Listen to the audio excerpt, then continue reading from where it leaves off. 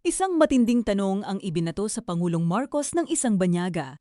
Sapat na ba ang mga nagawa ng administrasyon para harapin ang problema ng korupsyon at mga kontrobersya sa flood control project sa bansa? At higit sa lahat, ano nga ba ang mga konkretong sistema at pagbabago na dapat makita mismo ng mga Pilipino bago matapos ang kanyang termino? Hindi lamang pangako ang hinihingi ngayon ng publiko.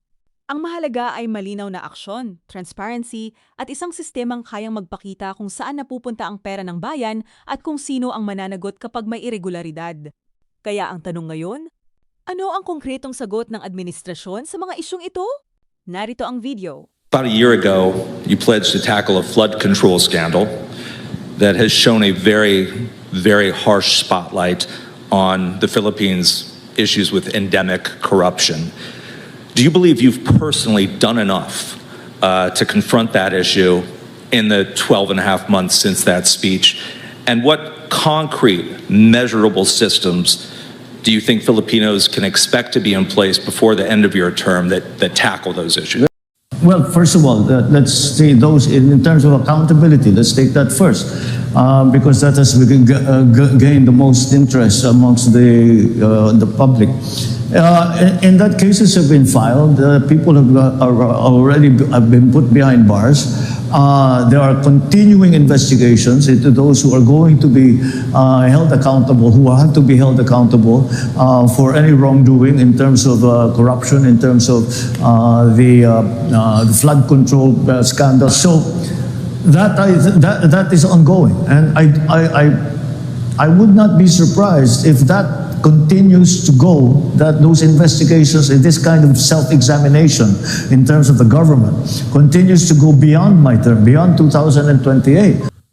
The reason that I exposed all of this in the sauna before last was simple, because I was shocked by what was going on, and I said we have to, it is so endemic and it is so deeply rooted that you have to do something fairly radical to change the it's not, paradigm shift is actually even a bit of a weak term for it. You have to change the culture, change the thinking of the way people view their positions in government, and that is what we are trying to do. Magandang hapon po sa ating lahat. Ano ba ang pag-uusapan natin? Ito, una nating pag-uusapan ay itong si Presidente Bongbong Marcos ay tinanong po siya ng isang foreign media. Foreign media po ang nagtanong, dayuhan, okay? Na tinanong po siya patungkol dito sa nangyayaring flood control, na merong nangyaring korupsyon at merong maraming palpak na mga flood control. Okay? Sa isang event yan ha, na ginanap na nakaupo si BBM sa entablado. Okay? Nung tinanong na siya ng isang foreigner na media, ay doon mo talaga nakikita ang mga sagot ni BBM na sabi ko, ewan ko ba kung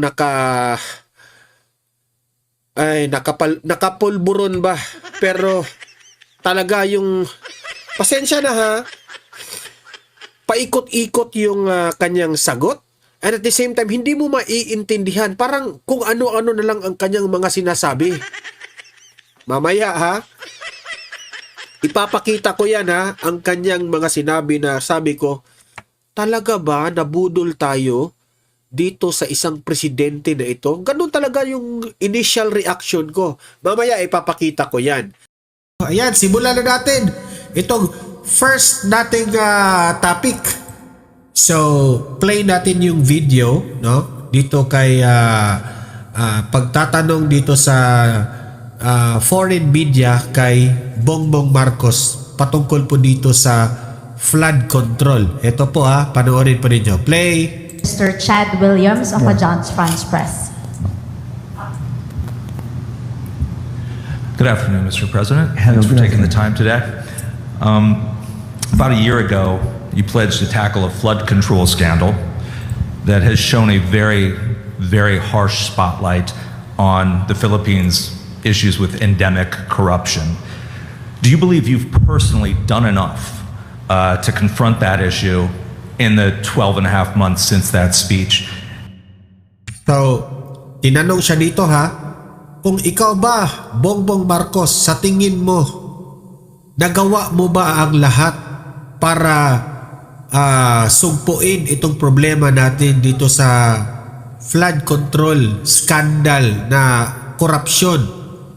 Yan ang tanong ha. And what concrete, measurable systems do you think Filipinos can expect to be in place before the end of your term that tackle those issues? They are already in place. Many of those measures are already in place. In terms of the transparency that we have, well, first of all, let's say those in terms of accountability. Let's take that first, because that has gained the most interest amongst the public. Kayo na humusga ha, napakinggan nyo, paikot-ikot, hindi po siya confident sa kanyang mga sagot.